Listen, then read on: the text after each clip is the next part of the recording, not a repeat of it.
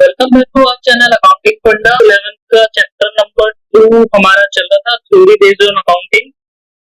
Last class में हमने एक बेसिक जो कॉन्सेप्ट था हमारा अजम्पशन था वो हमने डिस्कस किया था गोइंग कंसर्न। उसी सीरीज को आज आगे कंटिन्यू करते हुए आज हम एक और कॉन्सेप्ट देखेंगे। बहुत इंपॉर्टेंट कॉन्सेप्ट है ये जो आज हम डिस्कस करने वाले हैं, वो है ये अप्रूवल कंसेप्ट। तो ये बहुत इंपॉर्टेंट कॉन्सेप्ट होने वाला है। ये आप ये समझिए पूरी अकाउंटिंग का one of the most important assumption है। तो क्या करेंगे, बहुत ध्यान से इस कॉन्सेप्ट को समझेंगे। जिसको थ्योरी नोट करनी है वो थ्योरी नोट कर सकता है और बाकी फिर हम इसका एक्सप्लेनेशन देखेंगे। मैं पूरा इसको डिटेल में बहुत धीरे धीरे और बहुत डिटेल में समझाऊंगा, तो सबका ध्यान क्लियर। चलो आप समझते हैं अप्रूवल कंसेप्ट क्या होता है। देखो सबसे पहले तो ये समझो जो ये अप्रूवल कंसेप्ट है हमारा, ये कहता क्या है। अप्रूवल कंसेप्ट का सिंपल सा मीनिंग है, अप्रूवल कंसेप्ट हमको यहाँ पे ये कह रहा है कि ट्रांजैक्शन हम तब रिकॉर्ड करेंगे, यानी कि ट्रांजैक्शन हम तब रिकॉर्ड करेंगे जब वो हो गई है, ना कि तब रिकॉर्ड करेंगे जब उसके बदले हमें पैसे मिले। कहीं आए समझ में, यहाँ पे समझते हैं। देखो मैं आपको समझाना शुरू करता हूँ। वही अपना एग्जांपल, ये हम है बिजनेस, हमारा नाम क्या था, रामलाल। रामलाल जी की हमने लास्ट वन उसी को डिस्कस करते हैं। हमारी क्या है, मिठाई की दुकान है। मिठाई की क्या है, हमारी दुकान है। अब बेसिक अकाउंटिंग टर्म्स डिस्कस करते हुए मैंने आपको बताया था कि हम फाइनेंशियल ईयर फॉलो कर रहे हैं। फाइनेंशियल ईयर कहां से कहां तक फॉलो कर रहे हैं, 1 अप्रैल 2025 से ये शुरू होगा और खत्म होगा 31 मार्च 2026। रामलाल जी जो है ना, इन्होंने क्या करा, देखो अब मैं यहाँ पे तुम्हें 2-3 एग्जांपल से मैं समझाता हूँ अप्रूवल कंसेप्ट क्या कहता है। देखो वो ये है कि मान लेते हैं आज 1 तारीख है, 1 मई 2025। रामलाल जी ने ना अपनी सेल क्या करी, मिठाई करी। और मान लेते हैं रामलाल जी ने कितने रुपए की मिठाई बेची थी, 10,000 रुपए। ये जो सेल करी है ये किसको करी है, आपने एक खतरनाक आदमी से, इसका नाम है गब्बर सिंह। रामलाल जी ने गब्बर सिंह को सेल करी 10,000 रुपए की मिठाई, वो भी कब, 1 मई 2025 को। ठीक है, लेकिन ये तो गब्बर है ना, इसने 1 मई को पैसे दिए ही नहीं। गब्बर सिंह ने कैश पे करा 5 जून 2025 को। अब अप्रूवल कंसेप्ट यहाँ पे लागू होगा।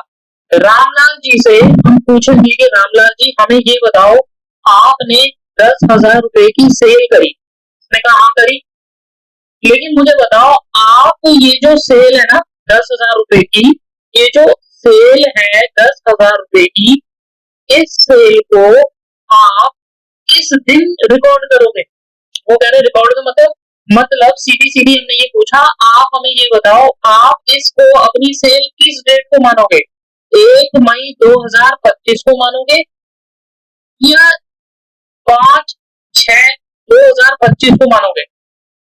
रामलाल जी को हमने कहा, रामलाल जी ने कहा 1 मई 2025 को। तो हमने कहा भाई ऐसा क्यों, 1/5/2025 को सेल क्यों मान रहे हो, पैसा तो आपको 5 जून को मिला ना, तो जब पैसा मिले तब सेल मानो।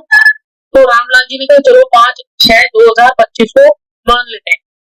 रामलाल जी के पीछे मैंने बताया था पिछले कॉन्सेप्ट में भी, यहाँ पे कौन बैठे हैं, ठाकुर ने पीछे से बोला आवाज लगा के, रामलाल ध्यान से कंसेप्ट याद करो। तो बोलो कौन सा कंसेप्ट, अप्रूवल कंसेप्ट। ठाकुर साहब ने रामलाल को अप्रूवल कंसेप्ट बताया। इन्होंने कहा अप्रूवल कंसेप्ट हमें कहता है जिस दिन सेल हुई हो उसी दिन सेल मानो, जिस दिन सेल हुई हो उसी दिन सेल मानो, और जिस दिन खर्चा किया हो उसी दिन एक्सपेंस मानो। फिर से सुनो एक बार, अप्रूवल कंसेप्ट हमें कहता है कि जब हमने सेल कर दी उसी दिन सेल मानो, चाहे कैश मिला हो या ना हो। एक्सपेंस भी हम उसी दिन मानेंगे जिस दिन वो एक्सपेंस हुआ है, चाहे उसका हमने पैसा दिया हो या ना हो। अभी एक्सपेंस का एग्जांपल भी देखते हैं, पहले सेल देखते हैं। सेल कहती है कि भाई जिस दिन सेल हुई ना, उसे हम अपनी सेल उसी दिन मानेंगे, चाहे उस दिन हमें कैश मिला हो या ना हो। तो इस केस में क्या होगा, मुझे बताओ। इस केस में हम अपनी सेल किस डेट को मानेंगे? इस केस में हम अपनी सेल मानेंगे 1/5/2025 को। बोले ऐसा क्यों? क्योंकि अप्रूवल कंसेप्ट हमें ये कहता है कि भाई जिस दिन की सेल है ना, उसे उसी दिन मानो। तो सेल हम कब रिकॉर्ड करेंगे? सेल रिकॉर्ड होगी 1/5/2025 को। अब मुझे बताओ, क्या 1/5/2025 को हमें कैश रिसीव हुआ? क्या 1/5/2025 को कैश रिसीव हुआ? नहीं। कैश मिले चाहे ना मिले, जिस दिन हमें सेल करी है ना, उसी दिन हम इसको अपनी सेल मान लेंगे। इसका मतलब रामलाल जी अपनी बुक्स में सेल मानेंगे कि 1/5/2025 को मैंने 10,000 रुपए की मिठाई बेची। अब चाहे गब्बर पैसे दे या ना दे या बाद में दे, इससे कोई मैटर नहीं करता। सेल हम किस दिन मानेंगे? 1/5/2025 को। क्लियर है? अप्रूवल कंसेप्ट क्या कहता है? जिस दिन की सेल हो उसे उसी दिन मानो। सेम चीज एक्सपेंस के लिए भी होता है। देखो, ये नोट करना हो तो यहाँ पे नोट कर लो, वरना मैं इसको बैठा रहा हूँ। ठीक है, अब देखो एक्सपेंस का एग्जांपल भी देता हूँ मैं। एक्सपेंस का एग्जांपल, मैं 2 एक्सपेंस के एग्जांपल दूंगा तुम्हें यहाँ पे। देखो, सेम चीज मान लेते हैं। फाइनेंशियल ईयर हमारा यही चल रहा, 1 अप्रैल 2025 से 31 मार्च 2026। सही है? मान लेते हैं रामलाल जी की जो दुकान है ना, रामलाल जी की जो दुकान है ना, ये रामलाल जी ने, ये जो शॉप है ना, ये रेंट पे ले रखी थी। अब इसका रेंट पे होता है। ठीक है, रेंट मान लेते हैं कैसा पे करते हैं? एडवांस। अब एडवांस रेंट देते हैं, तो मान लेते हैं रामलाल जी हर महीने इसका 5,000 रुपए किराया देते हैं, तो पूरे साल भर का कितना हो जाएगा? 60,000 रुपए। अब यहाँ पे एक इंपॉर्टेंट कॉन्सेप्ट समझो, अप्रूवल कंसेप्ट के हिसाब से क्या होगा। तो और ये मान लिया जाए रामलाल जी ने पे कब करा? इसकी पे ऑन 1 अप्रैल 2025। पे कितना किया हमने? 60,000। तो मुझे बताओ, क्या पूरे 60,000 हम अपना एक्सपेंस मान ले? फिर से यहाँ पे अप्रूवल कंसेप्ट कहता है कि जिस साल का खर्चा हो, जिस महीने का खर्चा हो, उसे ही खर्चा मानेंगे। आज मुझे बताओ 1 अप्रैल 2025 है। 1 अप्रैल 2025 को हमने कितनी पेमेंट कर रही थी? 60,000। अब मुझे बताओ, जैसे ही ये पूरा महीना कब खत्म होगा? 30 अप्रैल 2025 को खत्म होगा। कितने महीने यूज हो गए? 1 महीना पूरा हो गया। अब यहाँ पे ध्यान से समझो। देखो, मैं इतना डिटेल में इसको इसलिए बता रहा हूँ ताकि आपका कॉन्सेप्ट ये क्लियर होगा ना, तो आगे की जर्नल एंट्रीज करते हुए आपको बिल्कुल भी दिक्कत नहीं होगी। अच्छा, फिर से 1 अप्रैल से 30 अप्रैल कितना महीना हुआ? 1 महीना। लेकिन ये रेंट तो हमने कितने महीने का पे कर रखा? 12 मंथ्स का। हमने 12 मंथ्स का यहाँ पे क्या कर रखा है? रेंट पे कर रखा। अब मुझे ये बताओ, जैसे ही 30 अप्रैल होगा, रामलाल जी क्या करेंगे? रामलाल जी ये करेंगे, इस 60,000 में से 5,000 को करेंगे अलग, और बाकी 55,000 करेंगे अलग। ये जो 5,000 है, मुझे बताओ रामलाल जी ने 1 अप्रैल से 30 अप्रैल तक इस दुकान को यूज किया, तो इस दुकान का किराया देना है। तो दुकान का किराया रामलाल जी के लिए क्या हुआ? एक्सपेंस। क्या पूरा 60,000 हम एक्सपेंस मान ले? आप कहोगे नहीं। मैं पूछूंगा क्यों नहीं? आप कहोगे देखो साहब, देखो सर, ऐसा है 5,000 ये तो अप्रैल का रेंट है। तो मैंने तो उसका मतलब, तो आप कहोगे कि सर दुकान अभी सिर्फ 1 महीने ही हमने यूज करी है, तो हम किराया भी 1 महीने का ही क्या मानेंगे, एक्सपेंस मानेंगे। क्यों? मैं पूछूंगा ऐसा क्यों? तो आप कहोगे देखो जितने महीने का खर्चा उतने महीने का हम मानेंगे। मैं कह रहा हूँ आपको कैसे पता लगा कि ये एक ही महीने का खर्चा है? आप कहोगे देखो साहब ऐसा है, 1 अप्रैल से 30 अप्रैल सिर्फ 1 महीना होता है, आपने दुकान सिर्फ 1 महीने यूज करी है, भले ही आपने रेंट पूरे साल भर का एक साथ दे दिया, लेकिन दुकान आपने सिर्फ अभी 1 महीना यूज करी है, तो किराया भी सिर्फ आपका कायदे में कितने महीने का बनता है, 1 महीने का। मैं कहूँगा सही है। तो आप कहोगे आपका खर्चा भी सिर्फ कितने महीने का है, 1 महीने का। तो इसका मतलब इस 60,000 में से 5,000 तो हम मानेंगे एक्सपेंस अपना अप्रैल महीने का, बाकी बाकी होता है प्रीपेड एक्सपेंस। देखो उसका नाम क्या है, प्रीपेड। प्रीपेड पहले ही पे कर दिया, इसका मतलब आप प्रीपेड रिचार्ज कराते हो, वो क्यों हो रहा है, आप पहले रिचार्ज कराते हो, फिर आपको कंपनी वाले कॉल और इंटरनेट यूज करने देते हैं। सेम चीज प्रीपेड एक्सपेंस का होता है। प्रीपेड एक्सपेंस क्या होते हैं, ऐसा खर्चा जिसको पे करने का अभी टाइम, आप चाहो तो उसको अलग से नोट कर लो प्रीपेड एक्सपेंस क्या होता है। हालांकि जब ये पीएनएल अकाउंट और जब हम जनरल एंट्रीज पढ़ेंगे वहां पे भी मैं डिटेल से बताऊंगा, लेकिन अभी भी प्रीपेड एक्सपेंस क्या होते हैं, जिनको पे करने का टाइम नहीं आया, लेकिन हमने पहले ही क्या कर दिया, इनको एडवांस में पे कर दिया। अब मुझे बताओ प्रीपेड एक्सपेंस क्या बनेंगे, ये हमारे बनते हैं एसेट। एसेट क्यों बनते हैं, क्या इन खर्चों, अब मैं एग्जांपल से समझाता हूँ। मुझे बताओ क्या ये 55,000 हमारे प्रीपेड एक्सपेंस है, आप पूछोगे क्यों, वो इसलिए क्या ये 55,000 कितने महीने का रेंट है, 11 महीने का। क्या आपने 11 महीने दुकान यूज कर ली, आप कहोगे नहीं, यानी कि इन 55,000 का बेनिफिट अभी आपको मिलना बाकी है। एसेट क्या होते हैं, जिनसे हमें बेनिफिट मिलता है, तो क्या ये 55,000 से अभी हमें बेनिफिट मिलेगा दुकान यूज करने का, आप कहोगे मिलेगा। क्या ये अभी हमारा खर्चा बन गए, खर्चे कब बनेंगे, जब आपने पैसे दे दिए और आपने उसके बदले में बेनिफिट भी ले लिया। अप्रैल महीने में देखो आपने 5,000 दे दिए और उसका बेनिफिट भी ले लिया, तो ये क्या बन गया, खर्चा। ये 11 महीने का जो हमने रेंट पे कर रखा, क्या इसका बेनिफिट आपने ले लिया, हमने कहा नहीं, तो क्या ये हमारा भी खर्चा बन गया, नहीं। तो जब ये हमारा खर्चा बना ही नहीं है तो हम इसे खर्चा मानेंगे क्यों। तो अक्रूवल कंसेप्ट कहता है कि जिस साल का खर्चा हो उन्हें उसी साल मानो, चाहे वो आपने पे करे हो चाहे आपने ना करे। इसका मतलब ये 55,000 हमने एडवांस में पे कर दिए, लेकिन ये हमारा खर्चा नहीं है। अब इसी को मैं आगे बढ़ाता हूँ। अब क्या होगा, देखो होगा ये कि हमने अप्रैल में कितने दिए थे, 60,000, कब दिए थे, 1 अप्रैल को। जैसे ही 30 अप्रैल आया, 1 महीना हो गया, आप हो गया। तो इस 60,000 में से 5,000 तो किसमें चले जाएंगे, हमारे खर्चे में, और बाकी जो पैसा बचेगा हमारा वो क्या बन जाएगा, प्रीपेड रेंट। वो कितना हो जाएगा, 55,000। अब ऐसे ही 30 मई आएगी, तो 30 मई को फिर क्या होगा, हमने देखो पूरे मई महीने में दुकान यूज कर ली, तो अब फिर हमारा ये क्या बन जाएगा, एक्सपेंस। फिर यहाँ पे कितने बचेंगे, 50,000।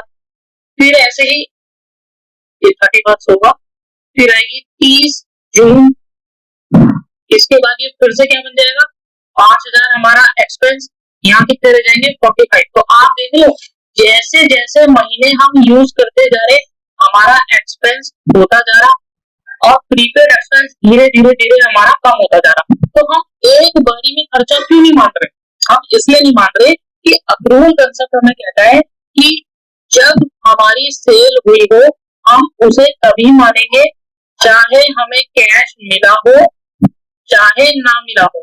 हम सेल कब मानेंगे, जिस दिन वो हुई।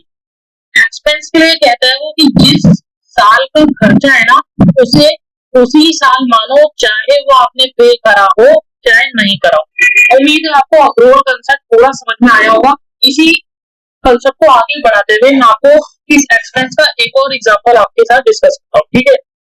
तो आपको ये अक्रूवल कंसेप्ट पूरा डिटेल में समझ में आएगा। अच्छा देखो हुआ ये, अब रामलाल जी वाले दुकान का केस लेते हैं। ये दुकान थी, इसका हर महीने क्या जाता था रेंट 5,000। अब रामलाल जी क्या करते हैं, पहले दुकान यूज करते हैं और बाद में रेंट देते हैं। दुकान का मालिक है, दुकान का मालिक कौन है, मान लेते हैं सांबा। सांबा हर महीने की एंड में आ जाते हैं और रामलाल जी से दुकान का किराया मांगता है। दुकान 1 अप्रैल से चली, 30 अप्रैल हो गई, सांबा पहुंच गया दुकान में, रामलाल पैसे। रामलाल ने कहा देखो भाई इस बार दुकान चली नहीं तो पैसे नहीं। रामलाल बिना पैसे लिए चला गया। फिर आई 1 मई, ऐसा करते करते हो गई 31 मई। सांबा फिर पहुंच गया, रामलाल पैसे। रामलाल को वही बहाना कि साहब दुकान नहीं चली इस बार भी। फिर आया 1 जून, मई, जून, और ऐसा करते करते 30 जून। इस बार आया सांबा बंदूक के साथ और सीधा रामलाल के कट्टे पे लगा के सीधा पैसे। अब एक बारी में रामलाल ने जैसे ही कट्टा दिखाया रामलाल को, रामलाल ने एक बारी में 15,000 दे दिए। अब मैं आपसे पूछ रहा हूँ, मुझे ये बताओ, हर महीने रामलाल को 5-5 हजार रुपए देने थे। 5,000 यहाँ देने थे, 5,000 यहाँ देने थे और 5,000 यहाँ देने थे। लेकिन रामलाल ने देखो 30 जून को पेमेंट कितनी करी, 15,000। अब मैं आपसे पूछ रहा हूँ, मुझे बताओ अप्रैल के महीने में रामलाल ने कोई भी पेमेंट नहीं करी तो रामलाल का खर्चा कितना हुआ? आप कहोगे रामलाल का खर्चा 5,000 है। भले ही रामलाल ने पेमेंट करी हो चाहे ना करी हो, खर्चा तो उसे मानना पड़ेगा। ऐसा क्यों? अक्रूवल कंसेप्ट कहता है। आप मुझे बताओ मई के महीने में फिर रामलाल को 5,000 देने थे, क्या ये खर्चे हैं रामलाल के? आप कहोगे क्या रामलाल ने पेमेंट करी? नहीं। जून के महीने में रामलाल ने 15,000 रुपए दिए। अब मुझे बताओ यहाँ पे खर्चा क्या पूरा 15,000 मांगे? आप कहोगे नहीं, रामलाल ने जो 15,000 दिए ना, इसमें से 5,000 तो दिए उसने अप्रैल महीने के, 5,000 दिए उसने मई के महीने के, और 5,000 ये तो हो गए 10,000, और ये बचे हुए 5,000 दिए उसने जून के महीने के। अभी महीना कौन सा चल रहा? जून का। तो बताओ जून के महीने में अगर मैं आपसे पूछूं खर्चा कितना होगा रामलाल का, आप कहोगे सिर्फ 5,000। मैं कहूँगा 15,000 क्यों ले रहे? आप कहोगे 15,000 तो अप्रैल के महीने, 15,000 में तो अप्रैल के महीने का और मई के महीने का भी था। तो मैंने कहा इससे, तो आप कहोगे कि अप्रैल के महीने का खर्चा तो हम अप्रैल में मान चुके हैं, तो यहाँ क्यों माने? मैंने कहा पेमेंट तो आज कर रहे हैं। आप कहोगे देखो ऐसा है, पेमेंट से कुछ नहीं होता, जिस समय का, जिस साल का खर्चा है ना, हम तो तभी मानेंगे। मैंने कहा क्यों? अक्रूवल कंसेप्ट कहता है। मैंने कहा अच्छा चलो ठीक है, तो मई में, बोले मई में भी ऐसे करेंगे, मई में हम मान चुके हैं। तो मैंने कहा तो फिर भी 15,000 में क्या है? तो आप कहोगे देखो ऐसा है, 15,000 में ये है कि ये जो 15,000 थे ना, 10,000 तो पिछले 2 महीनों के थे, अप्रैल प्लस मई के, और 5,000 थे हमारे कौन से महीने के? जून के। ऐसा खर्चा, ध्यान रखो, अब देखो यहाँ से एक नया कॉन्सेप्ट सीखो, ऐसा खर्चा जिसको पे करने का टाइम आ गया और अभी तक आपने पे नहीं करा, यही हमारा बनता है आउटस्टैंडिंग एक्सपेंसेस। लिखो इसको, आउटस्टैंडिंग एक्सपेंसेस हेडिंग डालो और लिखो, क्या लिखोगे? हिंदी में लिखो, ऐसा खर्चा जिसे पे करने का टाइम तो आ गया, पे करने का क्या हो गया, टाइम तो आ गया, लेकिन अभी तक आपने एक्चुअली में वो पे नहीं किया है। अप्रैल महीने में 5,000 का टाइम आ गया था, आपने नहीं दिए, रामलाल ने नहीं दिए। मई में फिर 5,000 का आ गया था, रामलाल ने नहीं दिए। तो अब मुझे बताओ, देखो आउटस्टैंडिंग हमारे क्या बनेंगे? क्या रामलाल को ये देने पड़ेंगे?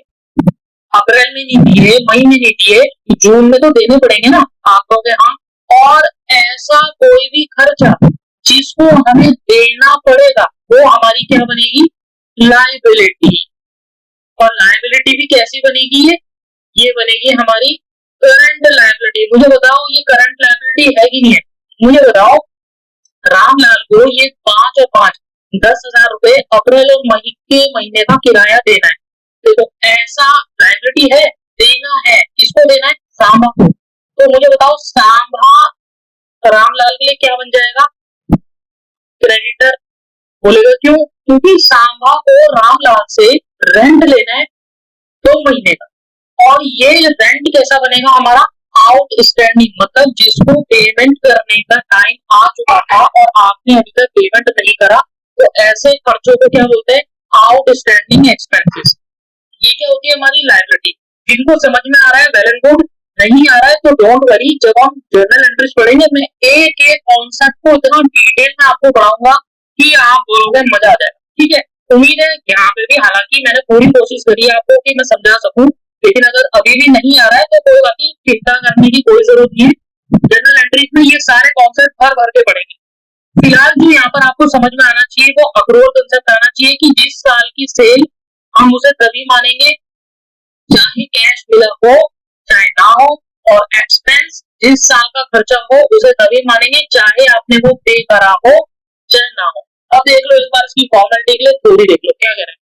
अक्रूवल कंसेप्ट हमको कहता है कि according to the accrual assumption, ये assumption है, a transaction is recorded in the books of account at the time when it is entered। when it is entered मतलब जब वो ट्रांजेक्शन होगी, not when the settlement take place, ना कि तब जब उसका सेटलमेंट मिले। यानी कि 1 मई को अगर रामलाल ने मिठाई बेची है तो 1 मई को ही मानी जाएगी, ना कि गब्बर ने अगर 30 जून को पैसा दिया तो तब माना जाएगा। तो ये इसका मतलब है।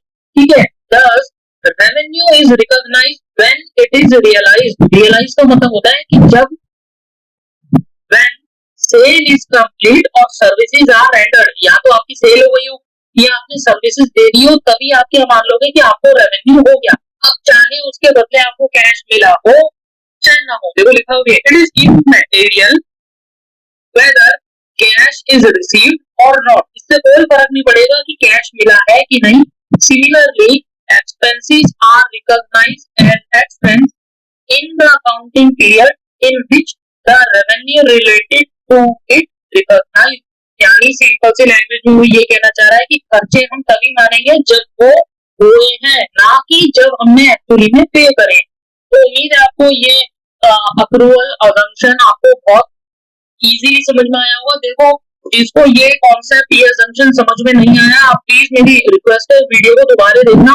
फिर भी किसी भी पॉइंट में अगर आपको डाउट लगे तो प्लीज आप मुझे कमेंट सेक्शन पे बताना, मैं आपका डाउट वहां पे क्लियर करूंगा, क्योंकि ये अक्रूवल असम्पशन आपको समझ में आना बहुत जरूरी है। ये कॉन्सेप्ट जब तक आपको समझ में नहीं आएंगे ना, आपके लिए जर्नल एंट्रीज को समझना थोड़ा डिफिकल्ट हो जाएगा। देखो बेसिक अकाउंटिंग टर्म्स में मैंने बहुत एफर्ट किए, ऐसे ही मैं इन बेसिक असम्पशंस पे भी कर रहा हूँ। मैं क्यों कर रहा हूँ, ताकि जब मैं आपको जर्नल एंट्री पढ़ाऊं ना तो इन कॉन्सेप्ट्स की हेल्प से आपको जर्नल एंट्री समझने में बिल्कुल भी टाइम ना लगे। और खासकर उनके लिए जो ये मन बना के बैठे कि हम जर्नल एंट्री को रट लेंगे, भाई साहब अपने पैर पे कुल्हाड़ी मारोगे, क्योंकि जिन्होंने जर्नल एंट्री रटी है ना, देखो मेरे साथ तो आपको रटने का कोई सवाल ही पैदा नहीं होता। मैं एक एक चीज आपको बिल्कुल, देखो मेरा कॉन्सेप्ट पढ़ाने का तरीका ये है कि मैं आपको जो पढ़ाऊंगा तो मैं ये नहीं पढ़ाऊंगा कि क्या पढ़ रहे हो, ये तो बताऊंगा ही, लेकिन कुछ भी पढ़ने के पीछे उसके पीछे का रीजन मैं आपको जरूर बताऊंगा कि कहीं पे भी अगर कोई चीज, अभी आगे हम पढ़ेंगे कि कोई भी खर्चा है तो वो खर्चा क्यों है, इनकम है तो इनकम क्यों है, ऐसा क्यों, ये चीज आपको पढ़ते हुए सोचनी पड़ेगी। आप धीरे धीरे जैसे जैसे मेरे साथ आगे बढ़ोगे ये आपकी हैबिट बन जाएगी। जब तक आपको उसके पीछे का रीजन समझ में नहीं आ रहा है ना, और आप मान रहे हो, मेरी बात भी मत मानो। देखो मैंने कोई कॉन्सेप्ट पढ़ाया, जब तक आपको उसके पीछे का रीजन नहीं पता, मैंने किसी चीज को बोला, मान ले जाए ये 1,000 रुपए, मैंने इनको बोला कि ये इनकम है। अब आपको अगर नहीं रीजन पता कि मैं इसको इनकम क्यों बोल रहा हूँ, तो आप मुझसे पूछेंगे। ये हैबिट आपको डालनी पड़ेगी कि कोई भी टॉपिक पढ़ते हुए उसके पीछे का रीजन आप ढूंढेंगे। जैसे ही आपको उसके पीछे का रीजन पता लगेगा, आसान क्या होगा, आपको ना कोई भी चीज याद नहीं करनी पड़ेगी, क्योंकि आप रीजन याद करोगे और ऑटोमेटिकली आपको वो क्लिक हो जाएगा। ठीक है, तो उम्मीद है कि ये अप्रूवल कॉन्सेप्ट आपको बहुत इजीली और आसान तरीके से समझ में आया होगा। कहीं पे किसी को भी डाउट हो तो प्लीज आप क्या करोगे, मुझसे कमेंट सेक्शन में पूछ लोगे। और देखो, कंटिन्यू बने रहना इन लेक्चर्स के साथ, क्योंकि जैसे जैसे ये सीरीज आगे बढ़ेगी ना, आपके बेसिक कॉन्सेप्ट इतने स्ट्रांग हो जाएंगे कि जर्नल एंट्री और आगे वाले चैप्टर में आपको बिल्कुल भी दिक्कत नहीं होगी। ठीक है, तो उम्मीद है आपको ये लेक्चर समझ में आया होगा। तो मिलते हैं आपसे नेक्स्ट क्लास।